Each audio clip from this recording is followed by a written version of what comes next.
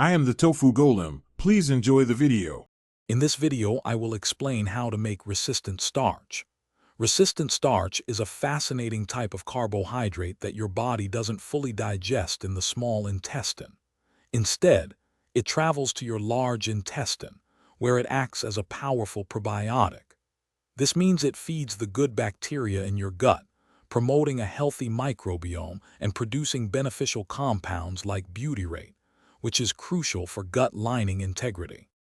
The primary method for increasing resistant starch in many foods involves a simple two-step process: cooking and then cooling.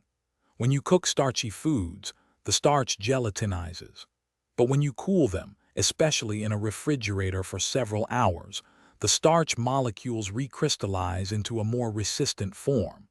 This retrogradation process makes the starch less digestible, turning it into a beneficial fiber for your gut. Many common foods can become excellent sources of resistant starch with the right preparation.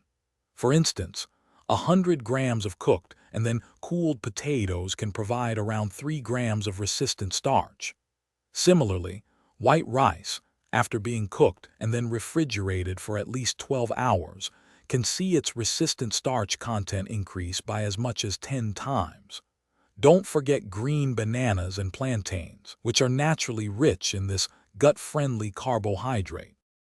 Adding resistant starch to your daily diet is quite simple.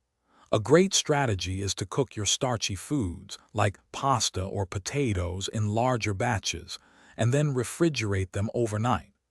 You can then enjoy these foods cold in salads or gently reheat them, being careful not to overheat, which can reduce the resistant starch. Another easy way is to mix 1 or 2 tablespoons of raw potato starch or green banana flour into your morning smoothie or yogurt.